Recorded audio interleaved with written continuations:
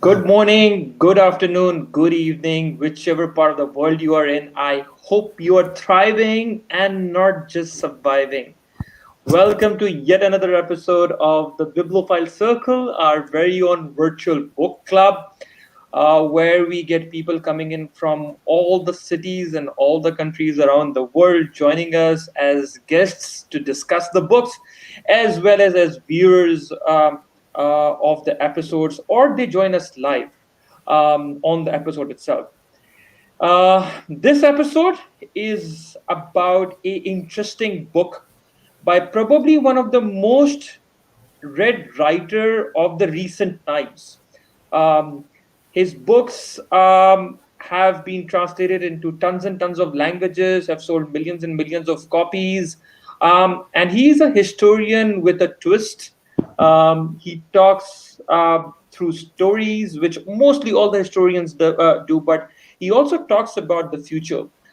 He just doesn't talk or narrate history based on facts, but has strong opinions of his own also.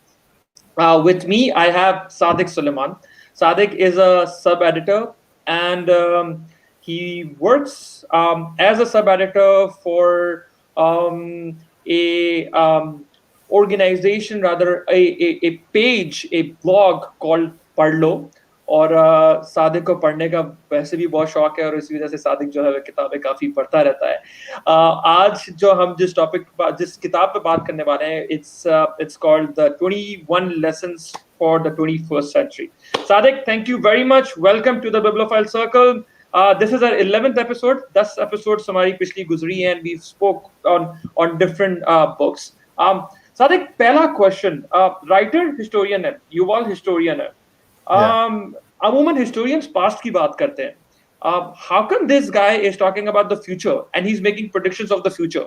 So, yeah, so पहले तो I think before we take a deep dive into the book, just take us through this. अच्छा, तो पहले मैं तो आपको ये बताता चलूं, ये युवल नो हरारी है. ये जो फेमस हुए थे, जो इनको रिकॉग्निशन हासिल हुई थी, वो हुई थी when he wrote the book sapiens 2000. Yes.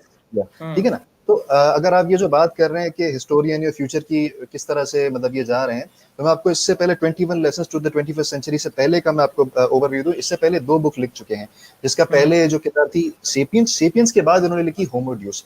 अब जो सेपियंस थी वो ह्यूमैनिटी के बारे में बात करती है. वो मैं ये कह सकता हूँ कि एक ह्यूमैनिटी का, यानी जो होमो सेपियंस है उसका एक ओवरव्यू देती है. होमो सेपियंस के अलावा नियर्थरीज की भी बात करता है, नियर्थरीज जो उसमें होते हैं, वो एक ओवरव्यू देता है ह्यूमैनिटी का, किस तरह ह्यूमैनिटी इवॉल्व हुई है थ्रू आउट ये जो पूरा हम लोग अर्थ में जो हमारी लाइफ रही है, स्टफ लाइक दैट. तो एक तरह से तो ये बात करता है. तो मैं ज्यादा उस डिटेल में जाऊंगा नहीं बिकॉज़ ड्यू टू टाइम. अब उसके अलावा फिर उन्होंने लिखी होमोड्यूस. होमोड्यूस जो है उसमें ये क्या करते हैं कि प्रेजेंट से लेके, मतलब जो प्रेजेंट सिनेरियो, उसके बाद फिर उसको लिंक करते हैं फ्यूचर से, कि फ्यूचर में क्या चीजें हो सकती हैं, यानी पास्ट, प्रेजेंट और फ्यूचर. इसको हम एक ये कह सकते हैं कैसे इंटीग्रेट कर रहा है चीजों को. अब अगर हम बात करते हैं 21 lessons for the 21st century, 21 lessons for 21st century में ये जो चीजें हैं जो ये बात करते हैं कि फ्यूचर की, it's not only about future. ये जो इस बुक में बात करते हैं, इसमें इन्होंने क्या किया है, सारी चीजों को इंटरलिंक किया गया है. मतलब वो पहले भी करते हैं, लेकिन यहाँ पे इन्होंने क्या किया है, इट्स मोर अबाउट अजम्पशंस के फ्यूचर में क्या हो सकता है, पास्ट की चीजों को और प्रेजेंट की चीजों को लेते हुए. तो इस वजह से ही इज, मतलब मैं इसको ये कहूंगा कि युवल नो हरारी की खासियत ये है कि he is not only a historian. Historian के इन पे टैग तो लग चुका है, लेकिन इनकी जो नॉलेज है साइंस के बारे में, बायोलॉजी के बारे में, फिलोसफी के बारे में, साइकोलॉजी के बारे में, इट्स अमेजिंग, इट्स इनक्रेडिबल उनको जो नॉलेज हासिल है. और इनका काफी इन डेप्थ एनालिसिस होता है चीजों को लेकर.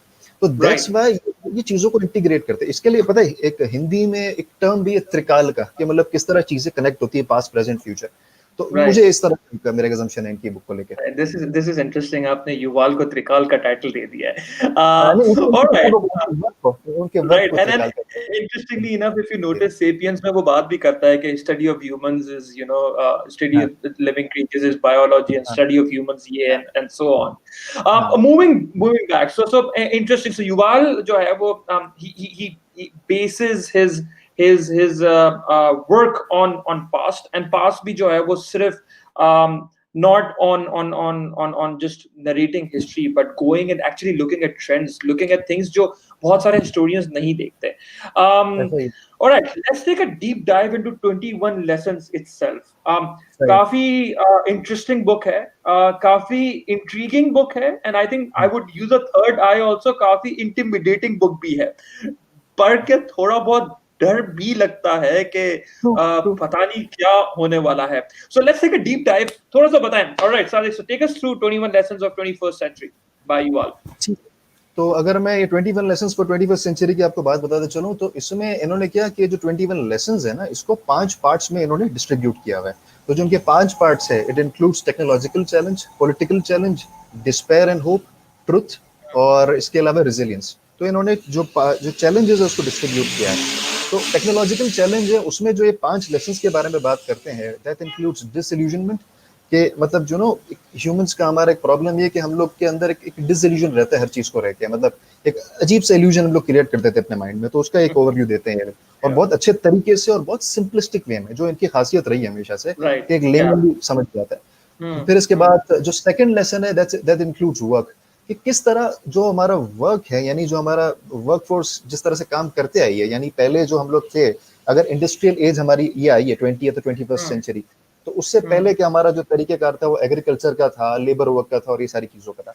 फिर इसके बाद लिबर्टी की बात करते हैं, कि लिबर्टी जो हमारी है ना, ये सबसे इंपॉर्टेंट चैप्टर मुझे लगा। ऑल्दो कि मैं इस चैप्टर के बारे में इतना डिटेल में बात करूंगा नहीं इस सेशन में, लेकिन ये मुझे सबसे इंपॉर्टेंट लगा, और इस बारे में वैसे ही बहुत बातें हो चुकी है। तो लिबर्टी के बारे में अगर बात की जाए, तो लिबर्टी इज अबाउट किस तरह डेटा के थ्रू हमें कंट्रोल किया जा रहा है, कि मतलब हम ओके, सबको, इवन दो हम लोग सोशल मीडिया यूज करते हैं, फेसबुक, गूगल या यूट्यूब जो भी है, लेकिन ये डेटा ही हमारे लिए एक, मतलब यू कैन से कि हमें वो कंट्रोल कर रहा है। It's not we that are controlling it, it's the thing that is controlling us.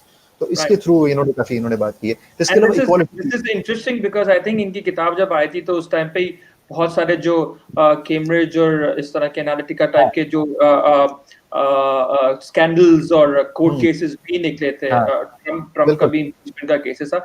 So it's exact. Interesting you know how from Sapiens to now data and how data controls us. This is I think this was a very interesting part of the book.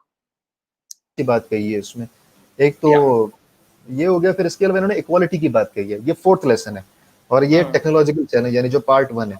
तो उसमें इन्होंने बात की equality के बारे में, कि किस तरह एक इक्वालिटी भी जो एक, हम बात तो इक्वालिटी की करते हैं, बट इक्वालिटी होती नहीं है दुनिया में। तो उसके बारे में भी उन्होंने कहा है कि किस तरह इक्वालिटी इकोनॉमिक्स के बारे में, और सोशल स्ट्रक्चर के बारे में, अलग अलग चीजों के बारे में उन्होंने बात की है। तो ये पहला पार्ट है, उसमें इन्होंने 4 लेसन दिए। उसके बाद फिर आता है पार्ट 2, यानी पॉलिटिकल चैलेंज। पॉलिटिकल चैलेंज की जो बात करते हैं वो भी काफी इंटरेस्टिंग था। तो उसमें कम्युनिटी की बात करते हैं, यानी जो 5th लेसन है, कम्युनिटी का ओवरव्यू देते हैं, कि ह्यूमैनिटी किस तरह कम्युनिटीज में बढ़ गई है, और किस तरह कबीले और ये सारी चीजों का, उसका भी हिस्टोरिकल ओवरव्यू दिया, और बड़ा जबरदस्त तरीके से दिया उन्होंने, वो भी अच्छा है। फिर 6th चैलेंज आता है सिविलाइजेशन का। तो सिविलाइजेशन के बारे में बात करते हैं, किस तरह से हमारी सिविलाइजेशन क्रिएट हुई है, और सिविलाइजेशन का भी उन्होंने बहुत अच्छा ओवरव्यू दिया। तो अलग अलग राइट। सिविलाइजेशन के बारे में उन्होंने बात की है, जैसे इंडस वैली सिविलाइजेशन का एक छोटा सा ओवरव्यू दिया है। इसके अलावा एस्टेक सिविलाइजेशन या रोमन या जो भी है, उसके बारे में भी उन्होंने बताया है। और किस तरह से ये सिविलाइजेशन आज भी एग्जिस्ट करती है, किस शेप में करती है, वो भी उन्होंने बताया। और राइट। फिर इसके अलावा नेशनलिज्म, ये काफी इंपॉर्टेंट था नेशनलिज्म का। और नेशनलिज्म का जो मुझे नजर आया था, इन्होंने जो यहाँ पे बात की, कि नेशनलिज्म को लेके हम लोग ज्यादा इमोशनल हो जाते हैं रादर देन बीइंग रैशनल। तो हम नेशनलिज्म को अपनी स्ट्रेंथ कभी कभार बनाने के बजाय वो ही हमारी कभी वीकनेस बन जाती है, which is a bit sad, you can say. उसके अलावा फिर उन्होंने रिलीजन की बात कही है। तो रिलीजन का भी एक बहुत अच्छा और बहुत अहम टॉपिक था। तो वो जो इन्होंने बात की थी रिलीजन के बारे में। तो और रिलीजन का भी इन्होंने एक ओवरव्यू दिया है। ये बात आप याद रखिएगा कि ही इज एन एथियस्ट, मैं आपको बता नहीं पाया राइट। या था, या बट ये, लेकिन हालांकि एथियस्ट है, और मतलब ही बिलोंग्स टू इसराइल, यानी जो जूइश कंट्री है। लेकिन इन्होंने सबसे ज्यादा क्रिटिसाइज, यानी मैं क्रिटिसाइज तो खैर नहीं कहूंगा यहाँ पे, लेकिन जो इन्होंने ज्यादा बात की, डिस्कस किया, वो अपने जूइश एथनिसिटी को लेके ही किया है, और अपनी कंट्री के बारे में ज्यादा किया है, कि किस तरह से कभी कभार इन्हीं की एथनिसिटी में और इन्हीं के रिलीजन ने किस तरह दुनिया को किया है, मतलब अलग तरीके से डोमिनेट किया, मैनिपुलेट किया, जो भी है। तो ये मुझे एक अच्छी चीज लगी थी इनकी, जो उन्होंने बात कही। फिर बात की इन्होंने इमिग्रेशन की, जो 9th इमिग्रेशन के बारे में काफी अच्छी बात की। और इसमें मैं आपको बताता चलूं कि अब जैसे इमिग्रेशन पहले पास्ट में इतनी फ्लुएंट नहीं थी जैसे अब हो चुकी, और इतनी आसानी से लोग माइग्रेट नहीं करते थे अलग कंट्रीज में। और इमिग्रेशन तो अब ये जो यूनाइटेड नेशंस के जो चैलेंजेस है सस्टेनेबल डेवलपमेंट गोल्स, उसमें एक बहुत बड़ा चैलेंज आ रहा है इमिग्रेशन का, कि लोगों को माइग्रेट करना पड़ेगा ड्यू टू वेरियस रीजंस। हो सकता है ड्यू टू रिसोर्सेस के इश्यूज के वजह, हवाले से हेल्थ के इश्यूज के वजह, एजुकेशन ग्लोबल एक्सेट्रा। वार्मिंग के चैलेंजेस हैं, क्लाइमेट चेंज के चैलेंजेस हैं, क्लाइमेट चेंज है, नेचुरल बिल्कुल हैजार्ड्स के चैलेंजेस बिल्कुल। हैं। और ये उन्होंने चीज राइट। मेंशन की, बिल्कुल ये उन्होंने मेंशन की और काफी अच्छे तरीके राइट। से उन्होंने एक्सप्लेन किया इसको। या फिर इसके बाद part 3 despair in hope. Despair in hope के अंदर इन्होंने फिर मजीद 5 चैलेंजेस डिस्कस किए। तो जो 10वां चैलेंज है वो है टेररिज्म का, कि टेररिज्म टेररिज्म पहले भी एग्जिस्ट करता था, ऐसा नहीं कि पहले नहीं करता था, लेकिन जो 9/11 के बाद से जो टेररिज्म का एक नोशन बिल्कुल बदल गया है, और टेररिज्म को लेके हम लोग अब बहुत ज्यादा, या तो हमने एक दूसरे पे लेबल्स लगाना शुरू कर दिया अलग अलग कंट्रीज पे, और गवर्नमेंट्स ने भी अब गवर्नमेंट क्या कर रही है कि हमारे माइंडसेट को कंट्रोल कर रही है ड्यू टू दैट 9/11 थिंग। मतलब वो जो टेररिज्म जितना बढ़ गया, उसके अलावा अलग अलग टेररिस्ट ऑर्गेनाइजेशंस की भी बात हो रही है और ये सारी चीजें, तो वो भी काफी इंपॉर्टेंट था, और उन्होंने बहुत अच्छा और रैशनल दिया, किसी के ना साइड लिए ना किसी को क्रिटिसाइज किया। ये इनकी बड़ी राइट। खूबसूरती युवल हरारी की। फिर बात आती है टेररिज्म के बाद फौरन एक और चैप्टर आता है वॉर का। वॉर का भी इन्होंने बड़ा जबरदस्त ओवरव्यू दिया, बहुत अच्छी उन्होंने बात की वॉर के बारे में, कि किस तरह वॉर का साइकोलॉजिकल और इकोनॉमिक सोशल इम्पैक्ट होता क्या है वॉर का, उसका भी एक राइट। इन्होंने ओवरव्यू दिया, और इसके क्या एंड आई असरात हो थिंक सकते हैं वॉर हाँ, के। एंड आई थिंक इसमें वॉर को डिफरेंट तरीके से इस तरह भी लिया हाँ है कि इट इज नॉट जस्ट कि जी दो कंट्री, दो ममालिक, दो नेशन या हाँ दो कबीले आपस में लड़ रहे हैं, लेकिन वॉर होती क्या हाँ है और किस तरह से जो है वो लॉन्ग हाँ टर्म इम्पैक्ट और शॉर्ट टर्म इम्पैक्ट्स लेके चलती हैं, एंड किस तरह से साइकोलॉजिकल वॉरफेयर भी हो हाँ, रहा है, सो आई थिंक बिल्कुल that's an interesting way of looking at things and how our world is going to be in the next century or the coming next 10-20 years. बिल्कुल। Right, Sadiq. आगे। हाँ, हाँ। और इसके अलावा फिर इन्होंने बात की ह्यूमिलिटी की। अब ये ह्यूमिलिटी भी मुझे बहुत अहम चैप्टर लगा, बिकॉज ह्यूमिलिटी की इन्होंने ये बात मतलब जो इन्होंने एक्सप्लेन करने की कोशिश की, कि हम लोग ह्यूमंस के, हमारे दिमाग में मिसकंसेप्शन है कि ये अर्थ, ये यूनिवर्स हमारे लिए बनाया गया है, हम लोग एक स्पीशीज है यहाँ पे, और हम लोग एक अशरफुल मखलूकात और ये सारी चीजों का इन्होंने बताया। बट इन्होंने बताया कि ये एक अजीब सी चीज है, मतलब हम लोग ऐसे नहीं है, हमारे अलावा भी बहुत सारे स्पीशीज है और बहुत सारे वर्क कर रहे हैं, और ये एक अलग से मल्टीवर्स भी एग्जिस्ट करता है। ये मैं अपनी तरफ से कह रहा हूँ, मल्टीवर्स का उन्होंने मेंशन नहीं किया, बट ये एक एक अलग एक पूरी कायनात एग्जिस्ट करती है, अलग अलग प्लैनेट्स एंड स्टफ एग्जिस्ट करते हैं। तो ये एक हमारे दिमाग में एक अजीब सी चीज चल रही है इसके, तो ये भी काफी इंपॉर्टेंट चैप्टर था। फिर इसके अलावा गॉड, गॉड का, even though he is not a believer in that, मतलब ये एक फोर्स पे बिलीव करते हैं, इन्होंने ये नहीं मेंशन किया कि मैं बिलीव नहीं करना चीज पे, बट एक जो हमारे ह्यूमंस का एक कंसेप्शन है या नोशन है गॉड का, ये उस पर बिलीव नहीं करते, लेकिन उन्होंने एक्सप्लेन बड़ा अच्छा किया। और कहीं ना कहीं मुझे एक रेफरेंस भी नजर आया था रजा असलान की जो एक बुक थी गॉड का, तो वहां भी उन्होंने वो मेंशन किया इस चीज का, कि गॉड का जो जनरल नोशन कैसा है और ये किस तरह से लेते हैं, और एक गॉड का इम्पैक्ट होना क्या चाहिए। इन्होंने अपना एक ओवरव्यू दिया कि ऐसा नहीं कि Yeah, not and I think the chapter is more about history of God and humans exactly. ने किस तरह से God को लिया है, rather than हाँ religion पे बात की जाए या मजहबी तौर पे जो है वो उसको लिया हाँ, जाए या उसको criticize किया जाए. So I think इन्होंने that is also an interesting part. And then exactly how now you know God या religion या मजहब को लेकर किस तरह से जो है वो आगे 21वीं सदी के अंदर जो मसाइल एग्जैक्टली हैं उस पे हाँ I think it's an interesting thing that he's spoken about. बिल्कुल So it is not a religion, it is not an atheist outlook towards God. हाँ I think बिल्कुल क्योंकि unfortunately वो चीजें फिर controversial हो जाती हैं, but हाँ it is from a human sociological point of view. It is an exactly interesting connect to look at that. Yeah. Exactly बिल्कुल ऐसा ही है। और इनका बहुत अच्छा मुझे आउटलुक लगा, it it is more of rational और अनबायस्ड इन्होंने एक ओपिनियन दिया है, वो बहुत अच्छा लगा मुझे यहाँ पे। इसके अलावा फिर जो 14th चैलेंज आता है वो सेक्युलरिज्म का आता है, और एक सेक्युलरिज्म जो अभी हम लोग देख रहे हैं अपने रीजन में, अगर बात की जाए साउथ एशिया में, सब कॉन्टिनेंट में बहुत बड़ा इशू चल रहा है सेक्युलरिज्म का। इवन मतलब हम अपनी कंट्री की बात भी नहीं करें, नेबरिंग कंट्रीज की बात करें तो हमारे प्रॉब्लम चल रहा है, जो मतलब सेक्युलर कंट्रीज में भी इशू चल रहे हैं। तो सेक्युलरिज्म को इन्होंने बताया कि किस तरह कभी कभार ये हो जाता है कि इवन अगर एक कंट्री का कॉन्स्टिट्यूशन सेक्युलर है, लेकिन अगर उसकी मेजोरिटी जो लोग हैं वो रिलीजन में और इन सब चीजों पे बहुत ज्यादा बिलीव करते हैं, तो वो सेक्युलरिज्म भी सेक्युलरिज्म रहता नहीं है, वो भी प्रॉब्लम में आ जाता है। तो ये भी इन्होंने काफी अच्छी तरीके से एक्सप्लेन करने की कोशिश की। अब इसके बाद आता है पार्ट 4 यानी ट्रुथ। ये मेरा मोस्ट फेवरेट चैप्टर रहा है। उसकी वजह ये है कि इन्होंने इस चैप्टर में काफी चीजों को मूवीज से लिंक किया, खासकर साइंस फिक्शन मूवीज से और ये सारी चीजों से, तो मुझे बहुत अच्छा लगा। तो मैंने इसको मतलब काफी बार मैं जब फ्री टाइम होता है मैं इन चैप्टर्स को पढ़ता रहता हूँ।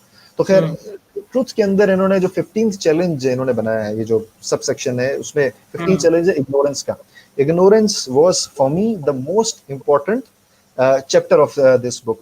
वजह उसकी ये है कि हमारे ह्यूमंस के अंदर हमें ये होता है कि हमें हमें ऐसा लगता है कि यार अगर एक फील्ड का भी एक एक्सपर्ट हुआ, मैं किसी फील्ड में भी काम कर रहा हूँ तो मुझे सब कुछ आता है, मतलब मैं ही सब कुछ हूँ, और मैं मतलब हमारी आदत रही कि दूसरी फील्ड में मतलब हमें अगर ऐसा लगता है वो फील्ड को कंट्रीब्यूट नहीं कर रही सोशो इकोनॉमिकली तो बिल्कुल बेकार है और अजीब सी, और मतलब ये काम कर रहा है ऐसा कर रहा है, तो हमारे दिमाग में अजीब सा है। तो इन्होंने यहाँ पे बड़ी अच्छी एग्जाम्पल भी दी है जिप के बारे में, कि हम जो कहते हैं ना कि इन्होंने बोला कि इन्होंने एक सब सेक्शन एक सेट लिया, एक सैम्पलिंग की कि भाई कुछ लोगों से पूछा कि आपको जिप के बारे में बताए कि जिप क्या होती है, वो तो उन्होंने बोला हमें पता है ये सब, तो मतलब मजाकिया कह दिया। फिर बोला आपको पता है कि जिप बनती कैसे, जिप के इंग्रेडिएंट्स क्या होते हैं, क्या तरीकेकार होता है, तो किसी को पता नहीं था कि ये क्या होती क्या है, तो मतलब हम ये सोचते हैं कि हमें सब कुछ पता है चीजों के बारे में, लेकिन हमें बहुत सारी बेसिक चीजों के बारे में भी नहीं पता होता। तो ये एक हमारे दिमाग में बहुत अजीब सा एक And so let's go a little bit deeper into this. अब नहीं पता होना या ignorance, why is it a challenge? और स्पेशली ट्रुथ के चैप्टर के हवाले से अगर ये बात हो रही है, लेट्स हाँ गो a little bit deeper into that, हाँ especially from the book's perspective, because I exact think that's one of the things जो हम यहाँ पे देखते हैं। आप पास्ट में बातें हुई है क्लैश ऑफ सिविलाइजेशंस, और उसके अगेंस्ट जो काउंटर थ्योरी आई है वो क्लैश ऑफ इग्नोरेंस की भी आई है। So exactly why Yeah, so why not having not having like why is having नहीं पता है तो नहीं पता है, ठीक है, big deal, why would this harm, and why would this be a challenge 21st century के अंदर? अच्छा, इग्नोरेंस की अगर हम बात करें तो इग्नोरेंस का पता है असल चैलेंज क्या है? अच्छा, एक कोट अगर आपको पता हो, इग्नोरेंस इज ब्लिस, हम कहते हैं, और बुजुर्ग भी मतलब इसको Yeah, कहते रहते हैं, exactly, हाँ और एक हद तक ये सच भी है और बिल्कुल सही बात भी है, इग्नोरेंस इज ब्लिस। कि जितना मतलब एक चीज के बारे में या कोई ऐसी चीजें हैं, कोई ऐसी सच्चाई है जिससे आपका मेंटल बैलेंस खराब हो सकता है उसको जान के, तो वो नहीं पता हो तो ज्यादा बेहतर है, वो कहते हैं बड़े बूढ़े और काफी, और मैंने भी इस चीज को देखा है। तो लेकिन कभी कभार इग्नोरेंस खतरनाक तब हो जाती है जब आपको लोग मैनिपुलेट करना चाहे, लोग आपको एक्सप्लॉइट करना शुरू होते हैं। मैं इसको इस तरीके से एक्सप्लेन करना चाहूंगा, अगर आप लोगों में से किसी ने स्वदेश देखी हो शाहरुख खान की, मैं इग्नोरेंस का यहाँ पे इसलिए कनेक्ट करना चाह रहा हूँ स्वदेश के हवाले से, क्योंकि वहां पे एक सीन आता है जिसमें है ना, वो जो कारीगर होते हैं जो मटका बनाते हैं और बड़े टैलेंटेड लोग होते हैं, तो उनको शाहरुख खान बता रहा होता है कि आप लोग की कारीगरी तो बड़ी उम्दा है, ये उसके खुद के अल्फाज थे। लेकिन वो कहता है कि जिस कारीगरी को आप ये जो बहुत सस्ते दामों में शहर के लोगों को बेच रहे हैं, ये 30-35 रुपए में, मतलब एक सेट की जो कीमत ये लोग खुद लगा रहे होते हैं, वहां पे ये कभी कभार सैकड़ों या हजारों में भी बिक सकती है। तो आपको सिर्फ ये जरूरी नहीं कि आपको कला आती हो या स्किल आती हो, आपको उसकी नॉलेज भी होनी चाहिए कि वो बाकायदा उसकी एक्चुअल वैल्यू क्या है। तो यहाँ पे भी मतलब मैं एक लेमन टर्म्स में ये चीज बताना चाह रहा हूँ। तो इसीलिए इग्नोरेंस कभी कभार प्रॉब्लम भी क्रिएट कर सकती है आपके लिए, कि अगर आपको उसकी एक्चुअल नॉलेज ना, आपको पता नहीं हो कि भाई इसका इम्पैक्ट क्या है, इसकी वैल्यू क्या है। तो ये बहुत डीप और बहुत अहम टॉपिक था। तो इग्नोरेंस को लेके काफी मतलब हमें प्रॉब्लम है, और हमारा एक ये मसला ये भी है कि मतलब इग्नोरेंस की मैं एक और ये बात ही बताना चाहता हूँ कि हमें बहुत सारी चीजें हैं, बहुत सारे इवन नेचर में भी बहुत सारे राज होते हैं जिसके बारे में हम इग्नोरेंट होते हैं, जिसके बारे में हमें पता नहीं होता, एनवायरमेंट को लेके ये सब। तो हम चाहते हैं कि बस इग्नोरेंट ही रहे, जो अपने कुएं के मेंढक टाइप ही रहे। तो इट्स क्वाइट मैं कह सकता हूँ इट्स अ ग्रे एरिया। मैं ब्लैक या व्हाइट नहीं कहूंगा, but it's a grey area. तो ये भी Yeah, and I think it's also interesting because truth की बात हो रही है, तो it is okay to be ignorant, but when you're ignorant about the other truth and your truth becomes the truth, वहां पे यस जो है वो चैलेंज आता है। and I think वो हम अपनी दुनिया में सो बहुत ज्यादा देख रहे हैं। and I think this is interestingly put in this book. हम एक अलग डिबेट में डिस्कशन में निकल जाएंगे अगर हम अपने हाँ point of view share exactly करना शुरू करें, लेकिन because exactly this is a virtual book club and we're discussing a particular book, but I think from a book's perspective also this is interesting कि किस तरह से एक चैलेंज है। और ये चैलेंज जो है वो हमारे बाकी तमाम चैलेंजेस की तरह से बहुत ही खतरनाक चैलेंज है, जो अगली 21वीं सदी के अंदर जो है वो डेफिनेटली। जो पिक्चर उन्होंने पेंट किया और है। वो असल नजर भी आ रही है, सारी चीजें की इम्प्लीकेशंस बाकायदा नजर आ रही राइट, और हमें नजर आ रहा है कि किस तरह से इग्नोरेंस जो है वो है। Is causing wars, and then ignorance को यूज करते हुए साइकोलॉजिकली किस तरह से, आई थिंक जो पिछले 15 चैप्टर्स के अंदर बिल्डअप करते हुए। एंड एक चीज और भी मुझे युवाल की स्थिति, he builds up one chapter upon the other, जो इट्स लाइक अ बिल्डिंग के वो हाँ लेकर जो है यस वो चल रहे हैं और किस तरह से लेकर चल रहे हैं। Right, yes interesting. Exactly. Alright Sadiq, फिर इसके बाद आता है या या उसके बाद इसमें आता है 16th चैलेंज जो आता है वो जस्टिस का है। जस्टिस के बारे में बात कर रहे थे कि जस्टिस का कंसेप्शन हमारे दिमाग में क्या है, हमारे सोसाइटी में क्या होता है। तो जस्टिस की बात जो उन्होंने की और जो मैंने देखा है, और ये एक अनफॉर्चुनेट है, मतलब जो पावरफुल और रिच है उसके पास उसका जस्टिस थोड़ा अलग होता है, और जो सोसाइटी में जो जिसके पास पावर ना हो और स्टफ लाइक उसका इन्फ्लुएंस ना हो, तो उसके लिए एक अलग तरीका होता है। तो जस्टिस का भी हमारा एक प्रॉब्लम क्रिएट होता जा रहा है इस हवाले से, और जस्टिस की मीनिंग चेंज होती जा रही है, तो उसमें भी रिफ्लेक्ट करना जरूरी है। और युवल ने यहाँ पे अच्छी एग्जांपल्स दी है, यहाँ पे मैं ज्यादा डिटेल में जा नहीं सकूंगा, बट ये भी इंटरेस्टिंग चैप्टर है। फिर इसके अलावा आता है पोस्ट ट्रुथ। अब पोस्ट ट्रुथ की भी इन्होंने एग्जांपल दी और काफी उन्होंने अच्छा कहा है कि मतलब बताइए आई वो अगले थिंक चैलेंज ये पे साइंस फिक्शन, क्या आप कुछ कह रहे सादिक थे? कुछ, हाँ, थोड़ा सा लैप्स आया था, पोस्ट ट्रुथ से वापस बताना शुरू कीजिएगा। आई थिंक हाँ कनेक्शन में कुछ चैलेंज आया था। हाँ हाँ सॉरी, हाँ ठीक है। अच्छा, इग्नोरेंस की बात की थी, ignorance was the 15th challenge. फिर 16th चैलेंज जो था वो जस्टिस का था, कि जस्टिस का जो हमारे दिमाग में एक नोशन जो रहा है सिविलाइजेशंस में, पास्ट में और इवन प्रेजेंट में भी, वो किस तरह से रहा है। जस्टिस मतलब जो रिच एंड पावरफुल है उसके लिए बिल्कुल अलग है, और जस्टिस जो एक जो अलग कास्ट क्रिएट है उसके लिए अलग है। तो इन्होंने एक राइट। अच्छा एक ओवरव्यू दिया है जस्टिस एंड का दिस इज जो इंटरेस्टिंग कि वो कहते हैं ना कि कानून अंधा होता है, अगर इसके है। वैसे बहुत सी जगह पे, लेकिन आई थिंक युवाल के इस चैप्टर से एक क्रक्स निकल कर आ रहा है कि कानून अंधा नहीं होता है। कानून की आंखें होती हैं, एग्जैक्टली, और आंखों पे अलग अलग किस्म के लेंस लगे हुए होते हैं, for yes different yes yes sectors of the yes. Society. So with lenses, we've lost अब सादिक, I think इंटरनेट का कोई चैलेंज रहा होगा। We'll probably get him back. So we were talking about this is our 11th episode of the Bibliophile Circle. The Bibliophile Circle um, is a virtual book club हमारा, जिसमें we don't just talk about the summaries of the books and the narrations of the book, but actually look at our own experiences. हमने उस किताब को किस तरह से experience किया, and I think all the book leaders over here or the bibliophiles over here would know that our own experiences of every book is very different, and every experience is different. Today we are discussing 21 challenges of 21st century. Yuval Noah का. Sadiq, you're back. I think हमें sorry, technological challenge हुआ था, हाँ and then let's move on. I think आगे जाके जो technological challenges और data challenges और artificial intelligence की जो बात करते हैं, which is also interesting. So yeah, we were talking about post truth. Post truth. या तो पोस्ट ट्रुथ में भी मतलब एक इन्होंने एक अपना वो बताया है कि भाई एक इन्होंने अपना एक परसेप्शन बताया, इन्होंने एक अपना ओवरव्यू बताया कि पोस्ट ट्रुथ यानी आगे जाके वो ट्रुथ को लेके क्या चीजें हो सकती है सोसाइटी में।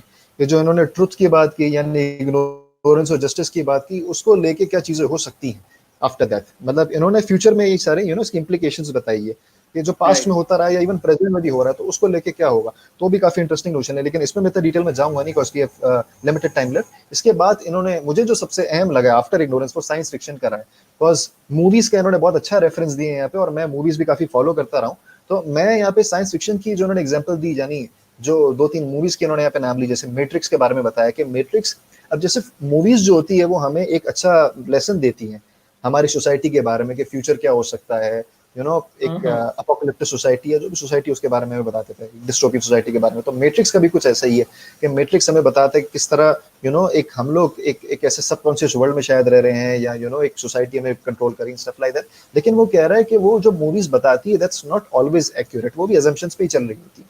तो ये Right. जरूरी नहीं कि बिल्कुल एक्यूरेट हो। फिर इन्होंने एक और अच्छी मूवी का वहाँ पे इन्होंने बताया था ट्रूमन शो के बारे में। ट्रूमन शो मुझे कुछ ऐसा लग रहा है कि we are being monitored, surveillance चल रही है। उन्होंने यहाँ पे इस चीज को एक्सेप्ट भी किया कि जैसे ट्रूमन शो में दिखाया जा रहा है कि एक बंदा होता है, उसकी लाइफ को कैसा मॉनिटर किया जा रहा है, उसको लेके एक अपने आप में एक लाइव टेलीविजन शो चल रहा होता है उसकी लाइफ को लेके। और उसी का रेफरेंस अगर आप देखें तो एक मशहूर टीवी शो जैसे बिग ब्रदर, उसको देखे बिग बॉस भी बना है, किस तरह से उनकी लाइफ को मॉनिटर किया जा रहा है, स्टफ लाइक दैट। तो यहाँ पे उन्होंने एक And अच्छा this is रेफरेंस this दिया। is interesting how he builds up from society, religion, culture, challenges. और हाँ यहाँ पे वो साइंस फिक्शन में आके कहता है कि जो मूवीज के थ्रू वो कनेक्ट करता है कि क्या वाकई हाँ हो रहा है, एंड किस हाँ तरह से हमें भी कंट्रोल किया जा रहा है। एग्जैक्टली। एंड और 7 बिलियन की बात होती है, but how a very select few are controlling the 7 billion, जिन्हें लगता है कि वो आजाद हैं और अपना फ्रीडम ऑफ स्पीच रखते हैं, लेकिन how data and media controls. This I think exactly kind of interesting element, and we're not here doing a summary of the book. Actually, if you notice, Sadiq जो है वो बहुत स्पीड में कुछ sections में से गुजरते हैं, we're sharing our own experience. It's an yes interesting and exciting book. If you've not read it, yes go and read it. हाँ It's a very, very interesting book. Yeah, Sadiq. Actual में Moving ahead on control and data and science fiction. Yeah. हाँ, मैं ये कहना चाह रहा था, actual में इस बुक को समराइज करना बड़ा डिफिकल्ट है, बिकॉज एक तो काफी सारे लेसन है, और इस चीज को मतलब अगर हम समराइज करने जाएंगे तो it would be very difficult, but that's why Right. मतलब इट्स बेटर टू एक्सप्लोर कि वो क्या कहना चाह रहा है, अपन हमने क्या सीखा, तो इस बारे में मतलब करें तो आई थिंक वो ज्यादा सही है, but Right. Moving on. Mustafa, is the book available at Liberty Books? I ये am आपको currently in Dubai, so I really don't know.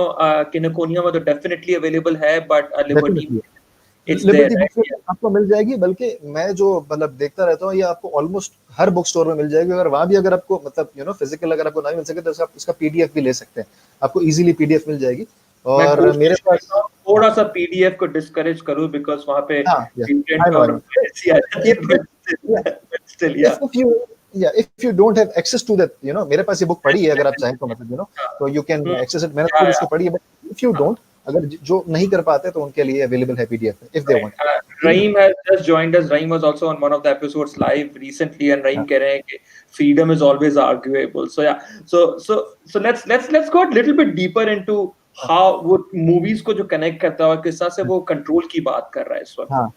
अच्छा, मैं यहाँ पे अब इन्होंने बहुत सारी जो इन्होंने 2-3 मूवीज के नाम लिए, मैं यहाँ पे एक बहुत अहम फिल्म का जो मुझे ऐसी लगती है, जो फिल्म जो मुझे काफी एक काफी थॉट प्रोवोकिंग मुझे जो मूवी लगती है, वो गटैका, मैं यहाँ पे इसका मेंशन करूंगा। 1997 की ये मूवी है गटैका, और ये Ethan hoc, it stars Ethan hoc and एक और थी इसमें उमा थर्मन, उसके हवाले से फिल्म है। और साइंस फिक्शन में बहुत कम फिल्म ऐसी होती है जो मुझे बहुत एक्यूरेट लगती है, जो पास्ट या एक अपोकलिप्टिक सोसाइटी या डिस्टोपियन सोसाइटी को बिल्कुल एक्यूरेट बताती थी, और वो बाकायदा हमारे साथ हो रहा होता है। तो मैं यहाँ पे उसके बारे में करना चाहूंगा, क्योंकि मैं गटैका का इसलिए मेंशन करना चाह रहा हूँ कि यूवल ने बार बार कहा है कि बायोटेक्नोलॉजी हमें आगे जाके इन्फ्लुएंस कर सकती है, और Hmm. इसमें ऐसा हो सकता Hmm. है कि जिनके पास ज्यादा पैसा होगा ना, वो अपने डिजीजेस को, डिसऑर्डर्स को बआसानी खत्म कर सकेंगे थ्रू जेनेटिक इंजीनियरिंग। और जेनेटिक इंजीनियरिंग के अलावा आप कह सकते हैं बायोमेडिकल इंजीनियरिंग, या जो भी जो डेवलपमेंट्स होती जा रही है। और अगर आपने अगर देखा हो, क्रिस्पर टेक्नोलॉजी नाम की एक चीज आ चुकी है जो जेनेटिक इंजीनियरिंग से लिंक्ड है, तो यहाँ भी उन्होंने उसका एक रेफरेंस दिया है। तो मुझे गटैका में वो चीज नजर आती है कि किस तरह जो ह्यूमंस होंगे आगे जाके, वो शायद इमॉर्टल भी हो जाए, बिकॉज इस चीज पे काफी रिसर्च चल रही है। तो यहाँ पे मुझे ऐसा लग रहा है साइंस फिक्शन के थ्रू, जो मुझे एक चीजें जो फिक्शन होते हुए भी वो चीजें रियल लग रही हैं, तो जो मेरा परसेप्शन है, तो यहाँ पे एक मैं क्रक्स बताना चाह रहा था उस चीज का। और बायोटेक्नोलॉजी की जो चीजें बताई जाती है फिल्मों में, कभी कभार सच भी हो जाती है और बाकायदा हो Hmm. रही है। तो Hmm. एक बात इन्होंने And यहाँ पे जैसे ट्रूमन शो की बात। it's also interesting, on one hand, I think ये किताब प्री कोविड लिखी गई थी, तो हाँ, हाँ, इसमें तो बायोटेक्नोलॉजी की काफी बातें हैं, लेकिन कोविड ने हाँ, आके बहुत सारी बायोटेक्नोलॉजी और जेनेटिक्स को जो है वो it is given it send it for a toss also, क्योंकि अब तक वैक्सीन नहीं आ पाया। But on the other hand, जो वो कनेक्शन है हेल्थ और अनफॉर्चुनेटली इकोनॉमिक्स का और स्टेटस का और क्लास का, जो इन्होंने शेयर किया, एंड इफ यू नोटिस, हम जो रिसेंटली देख रहे हैं कि किस तरह से इवन वेस्टर्न कंट्रीज में जो है वो डिबेट चल रही है कि एक particular sector of the society Covid से ज्यादा हिट हुआ है बिकॉज कि वो इकोनॉमिकली जो है वो in trouble. Then I think this is an interesting point कि किस तरह से ही connects biotechnology to health and other bits. Yeah, Sadiq. Sorry, I found it interesting, so मैंने आपको जो है वो नहीं, बीच में से काट दिया। नहीं, या नहीं, बट ये काफी आपने अहम पॉइंट था, और मैं इसको मेंशन करना स्टार्ट में मतलब मैं कर नहीं पाया इसका, कोविड का, कि कोविड का किस तरह से अब ये जो इन्होंने सारी बातें कही कि कोविड का जो इसमें क्रक्स निकल कर आया है, और जो इन्होंने बातें कही वो बाकायदा नजर आई है। तो इन्होंने अच्छा इसमें यहाँ पे अब थोड़ा मैं इस सेक्शन से, इस चैप्टर से थोड़ा, या चैलेंज से बात थोड़ा बाहर निकल के बताऊंगा। इन्होंने यहाँ पे यूनिवर्सल बेसिक इनकम की बात कही थी, और ये ड्यूरिंग कोविड हमें नजर आया कि बहुत सारे लोग जिनकी जॉब्स चली गई थी, या वो लोग जो वर्क फ्रॉम होम नहीं कर सकते, जो लेबर पे डिपेंड करते थे, तो ऐसे लोगों के लिए यूनिवर्सल बेसिक इनकम बहुत जरूरी थी। तो इन्होंने ये बात यहाँ पे मेंशन भी की बुक के अंदर ही, कि यूनिवर्सल बेसिक इनकम होनी चाहिए। ये इलॉन मस्क ने भी कहा है काफी बार, और काफी लोगों ने इस चीज को प्रपोज भी किया। तो ये भी इन्होंने कहा है कि आगे जाके एक यहाँ पे एक अहम पार्ट यहाँ पे इन्होंने जो कहा है कि हो सकता है ह्यूमंस आगे जाके इररेलेवेंट हो जाए, टेक्नोलॉजी ऐसी आएगी कि जॉब्स हो सकता है कम हो जाए बहुत सारी। तो इन्होंने इस चीज को मेंशन भी किया है।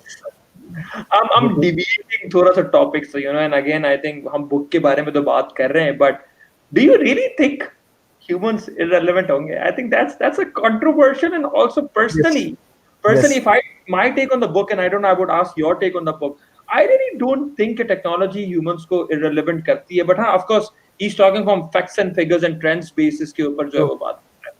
So what do you think about that, Sadiq?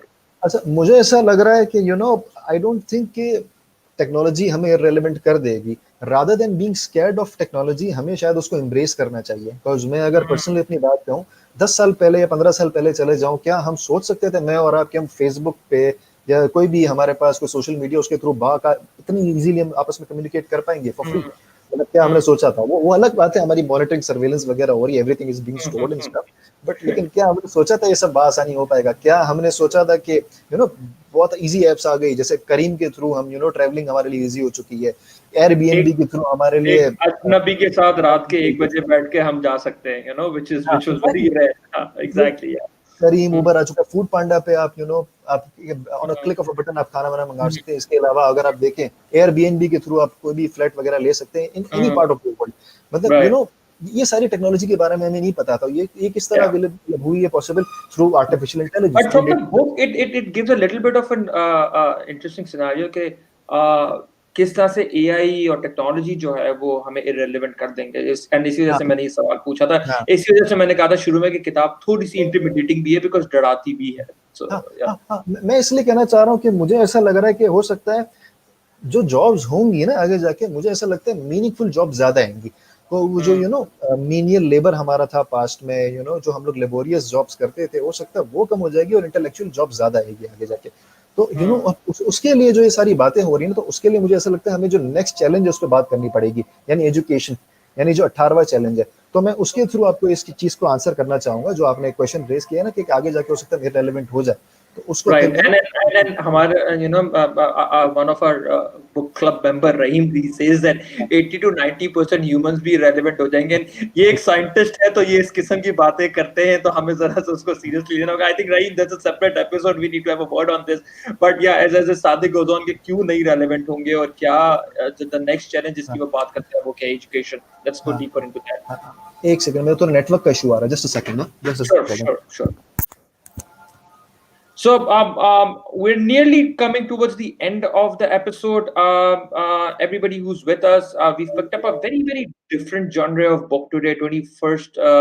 21 challenges of the 21st century. और हम देख रहे हैं कि किस तरह से from technology to culture to sociology to religion, different areas को जो है वो युवाल ने इस किताब के अंदर जो है वो cover किया है.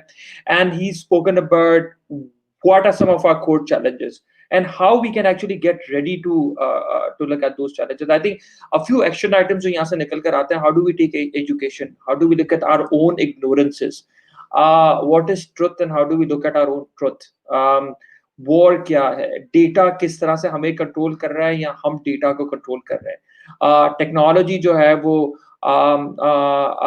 how is it playing havoc in our lives today, or are we really controlling technology? So it's a very interesting book. The challenges that he's identified are also the challenges that we need to be ready for, prepare for it. Otherwise, 21st century would not be a very easy century for us. We've probably lost Sadiq. I think we've had some technological issues, but I think in the past half an hour Sadiq shared, and then I think Sadiq is back. So right. I hope Sadiq the network is sorted. So let's conclude, Sadiq.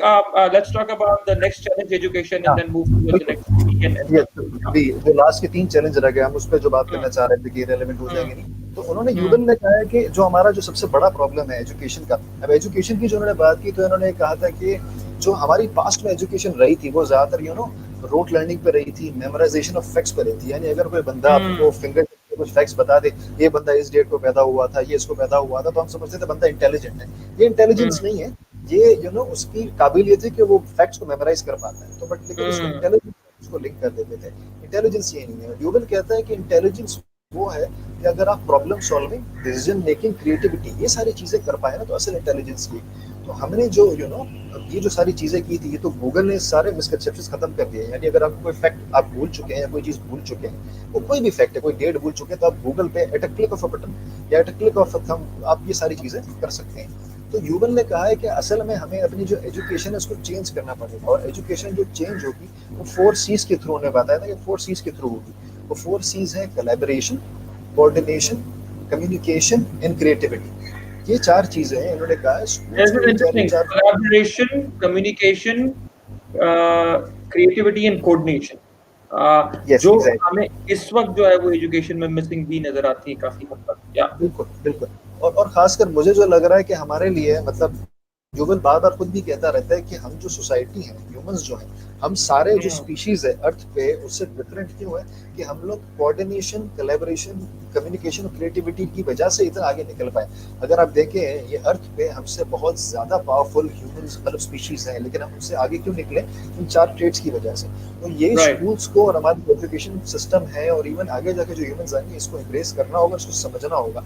तो और ये I think Jack Ma ने भी कहा था कि आगे जाके ये सारी जो चीजें हैं ना, मतलब उन्होंने एग्जाम्पल इस बात की दी है कि हो सकता है जैसे हम कोडिंग की बात करते हैं कि अगर एक बंदा अगर प्रोग्रामर है या कोडर है या उसको एआई की बड़ी नॉलेज है, हो सकता है आगे जाके आर्टिफिशियल इंटेलिजेंस या डीप लर्निंग, मशीन लर्निंग इतनी स्ट्रांग हो जाए कि सारी चीजें खुद कर लें। और इसी तरह फिर उन्होंने कहा है कि अगर आपको कोई लैंग्वेज आती है या मुझे कोई लैंग्वेज नहीं आती है, फॉर इंस्टेंस अगर मुझे मैंडरिन यानी चाइनीज नहीं आती है, हो सकता है आगे जाके सॉफ्टवेयर इतना जबरदस्त हो जाए कि मैं अपनी लैंग्वेज को यानी उर्दू को मैं इजीली मैंडरिन में मतलब ट्रांसलेट कर दूं थ्रू अ सॉफ्टवेयर और वो परफेक्टली कर दे। हालांकि गूगल मतलब अभी फिलहाल तो गूगल ट्रांसलेटर पे इतनी परफेक्शन के साथ नहीं कर पाया, लेकिन आगे जाके हो सकता है मैं खाली उर्दू में कुछ कहूँ या अपनी लैंग्वेज में कहूँ तो वो मैंडरीन में या रशियन में कोई भी लैंग्वेज में करके दिखा दे। हो सकता है लैंग्वेज की लर्निंग भी ऑब्सोलीट हो जाए, यानी लैंग्वेज लर्न करने की भी जरूरत ना पड़े आगे जाके, मतलब हम्म टेक्नोलॉजी इतनी जबरदस्त हो जाएगी। हमें जो हम्म फोकस करना है उन चीजों पे करना है जो शायद मशीन्स ना कर पाए, ऐसी चीजें। और हम्म जैक मा ने मुझे कहा था कि जैसे पेंटिंग, उन्होंने कहा कि हम्म मशीन इतनी जबरदस्त नहीं हम्म है कि वो सारी चीजें कर पाए, कोई भी ऐसा आर्ट वर्क मशीन इतनी अच्छी नहीं है कि वो आर्ट को कुछ तरीके से कर पाए, राइट या राइट या इनोवेशन या तो सब सारी थोड़ी सी नॉइज आ रही है। If you could probably remove your earphones and connect it again, I think. Just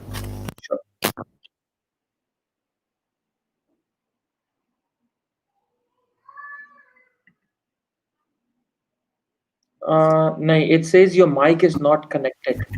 Yeah. अब सही है बस। Gee, much better. Yeah. All right. Great. So education through 4 C's, and now the last three challenges that you spoke about. Last 2 challenges रहा था। एक तो उन्होंने कहा है मीनिंग, यानी मीनिंग और मेडिटेशन, ये भी काफी अहम चैप्टर्स है। मीनिंग का जो इन्होंने कहा है, मीनिंग की अभी जो उन्होंने बात कही उस पर उन्होंने कहा है कि हमारी जो लाइफ है ना, अब ये जो सारी चीजें आ गई हमारी लाइफ में, टेक्नोलॉजी आ गई, ये सारी चीजें आ गई हैं, तो हो सकता है जो हमारी लाइफ ये जो ऑटोमेट हो रही है, सारी चीजें हो रही है, तो हो सकता है हमारे पास ज्यादा टाइम अब आ जाए मीनिंगफुल चीजें करने का, मीनिंगफुल एक्टिविटीज करने का। यानी अगर हम अपनी अगर बात करें तो मतलब हम चीज़ों को एक्सप्लोर नहीं कर पाते थे, हमारे पास इतनी एजुकेशन, इतना डेटा अवेलेबल नहीं था कि हम डिफरेंट कल्चर्स के बारे में इतना इजीली जान सके, डिफरेंट परसेप्शंस के बारे में, डिफरेंट आइडियाज के बारे में, सब चीज़ों के बारे में। तो ये लेकिन हम अब जान सकते हैं due to that bunch of data which is available, हमारे पास ये सब Right. अवेलेबल है। तो हम ये सारी चीजें जान सकते हैं ड्यू टू अगर मीनिंग हमारी लाइफ में हो तो, मतलब ये उन्होंने बताया था। और मीनिंग किस तरह फाइंड करनी है, दैट्स अप टू यू, कि आप किस तरह कर सकते हैं। Right. ह्यूमन ने Yeah. बहुत अच्छा Yeah. डिसाइड किया। Yeah. और Yeah. लास्ट जो चैप्टर था जो मुझे काफी इंपॉर्टेंट लगा, और even some of us do this, meditation. और Mm. मेडिटेशन को इनको बड़े अच्छे तरीके से उन्होंने बताया था।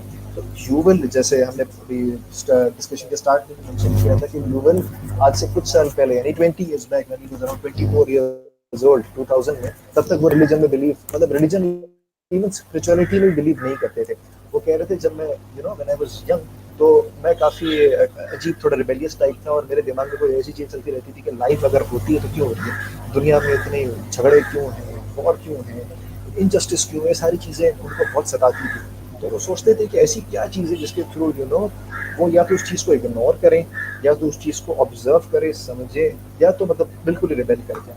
वो क्वेश्चन कर रहे थे क्या करें क्या करें। अचानक से उनके एक फ्रेंड ने उसको बताया था एस एन गोइंका के बारे में। एस एन गोइंका जो है ऑक्सफर्ड में, उन्होंने एक सेशन करवाया था अबाउट मेडिटेशन, और मेडिटेशन के बारे में, स्पेसिफिकली विपासना मेडिटेशन।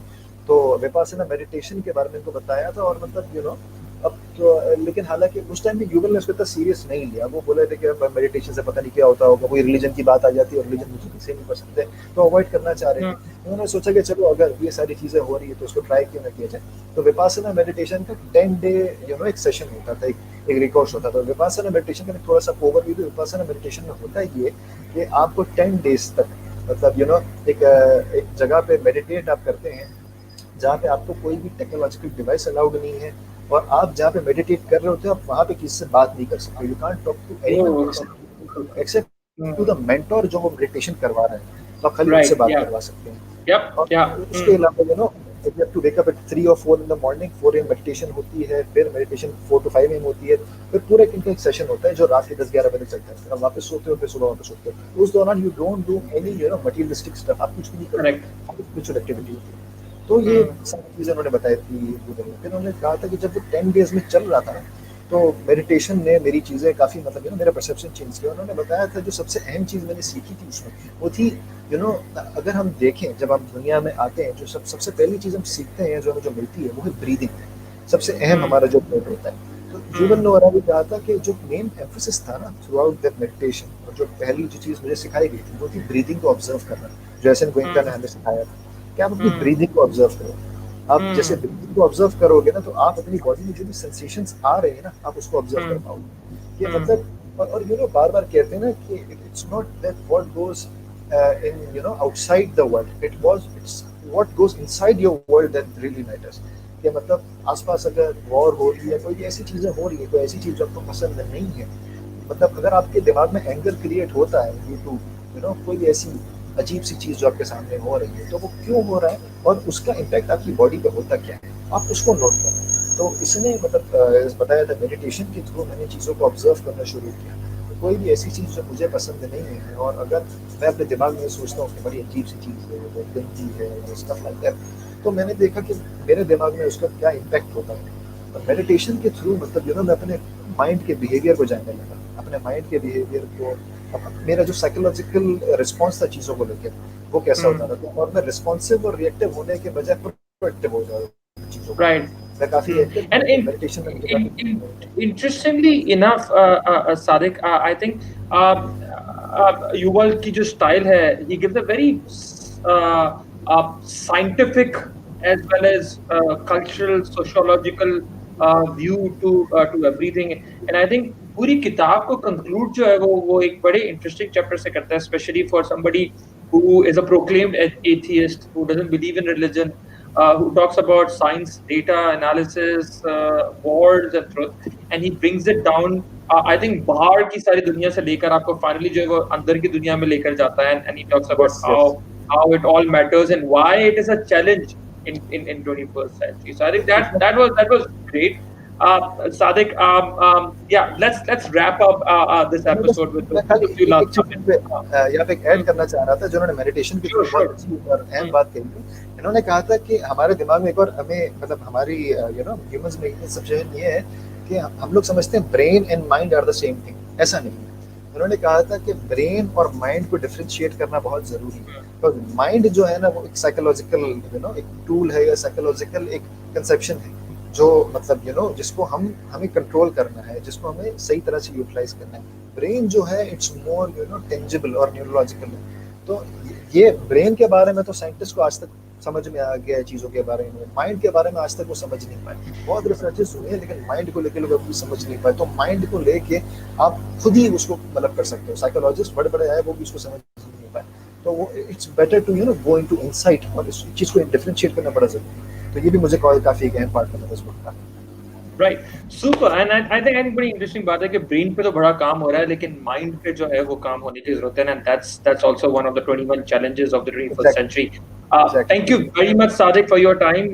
थोड़ा सा नेटवर्क challenges रहे हमें, थोड़ा साउंड challenges रहे, but interesting insights. Your take on certain chapters. Very interesting book. Of everybody who's live or would probably watch this later on, pick up the book and go read. Read about how our world is going to be in the next few years, and then what are some of the 21 challenges, किस तरह से हम control होते हैं through data, किस तरह से जो है वो वॉर्स लड़ी जाती हैं और उसका इम्पैक्ट क्या होता है, नेशनलिज्म की वजह से क्या होता है, and I think what is our truth and as well as ignorance जो है वो uh, why it's not necessarily a bliss and why it's also not a blessings. Kya hai ignorance? Great, Sadiq. Thank you very much for your time. Amazing, amazing book. Welcome to the Bibliophile Circle. Hope to have you back, inshallah, with other few books later on. Everyone who was with us live over here, thank you very much for joining. Hope you had a interesting episode. As I started the episode, I would end it with the same words: keep thriving, don't just survive, right? Because इस किताब के अंदर भी बड़ी interesting चीज थी कि humans have always thrived, and other species have just survived. Thank you very much. Hope to see you with our episode number 12 sometime next week. Okay, thanks.